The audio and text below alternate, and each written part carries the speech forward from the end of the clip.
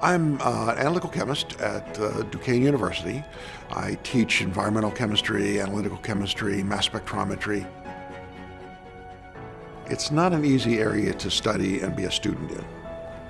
I started as a scientist at the bench for 15 years doing the science myself. Now I'm a teacher, a researcher, and I have 6 graduate students now, and we work together. So I'm teaching them how to do what I know how to do so that they can teach somebody else how to do what they know how to do. It's actually wonderful to work with the next generation of scientists who will go out and teach the next generation. And that's what I now do. I'm not a doctor. I don't do the medicine.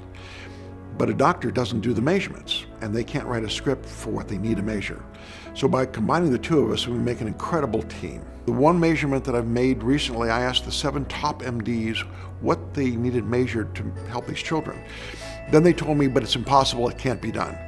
4 years later, we just published that and we have the patent on that. EPA has accepted it as the definitive method for making environmental measurements of toxins. The Defense Department has used it for Homeland Security, and now it's being used to develop measurements in medicine. These measurements actually can tell the doctor whether the patient they're working on is getting better or not. Normally they would be uncertain. Imagine if you're the doctor and you don't know if what you did works or not. Every scientist wants to be a contributor. I was fortunate enough to invent something. I was told these types of measurements can never be made. I was actually told, Skip, not even you can figure out how to do this. So being a Distinguished Alum and getting that award means I've made that contribution, that small incremental contribution that leaves society a little better than when I found it.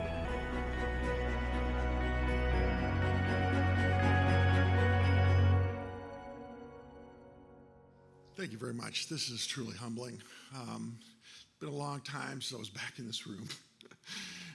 I really thank you all for this incredible award.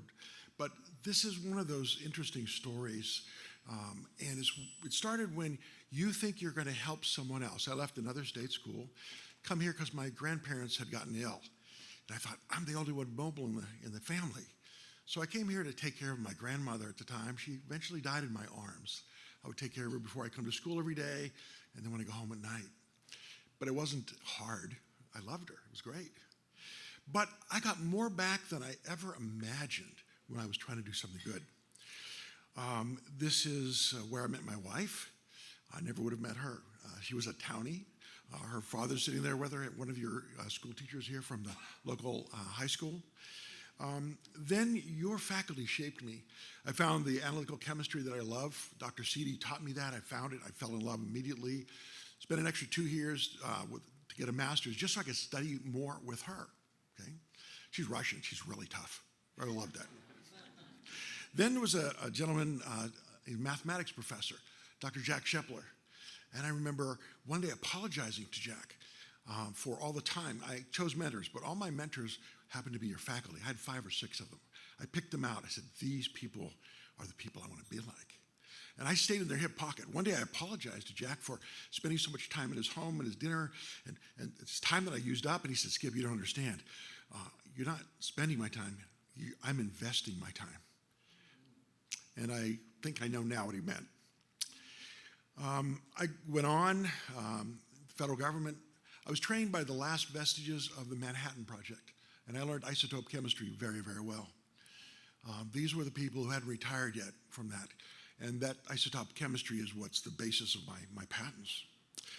I then decided after 15 years in the government and a stint in Congress as science fellow and some other things that I just loved my Saturdays with my doctoral students from 3 universities I was volunteering my time for to teach classes, and I had graduate students. And I said, I love my Saturdays with my doctoral students. I said, why don't I go back and do that full time? Because my Saturday is my favorite day.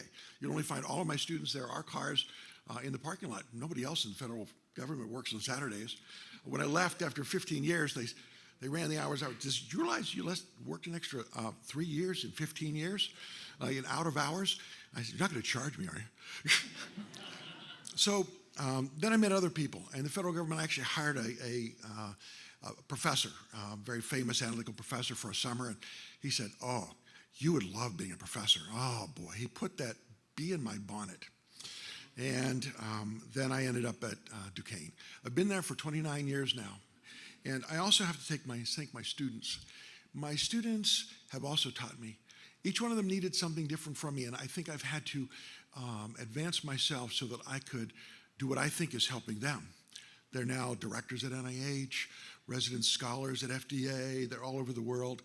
I've even named their children at their request and walked them down the aisle. I never thought that was part of the job. So my faculty shaped me. We all do that for the next generation. That's how society works. And all the wonderful people you just heard from, they're shaping people all over the world, IUP graduates. With institutions like this, we have shown the world how to train that next generation. I congratulate you on this fine institution. It is an example of what we do best in the United States of America. That's why everyone in the world wants to send their children here. We do this the best. Now back to Jack for one final thing. I walked into Jack's office one day, Jack Shepler, Dr. Shepler. He let me call him Jack. And I looked at him, okay, and in a very sophisticated way said, there's something about you that's very important I need to know, and I need to know now. And he smiled, the gentle smile, and he said, sit down, Skip. Well, that day I became a Christian on this campus. I decided that was going to be part of who I am too. So I've lived my life by these divine appointments, and this was one of my divine appointments. And I thank you all for making it possible. Thank you.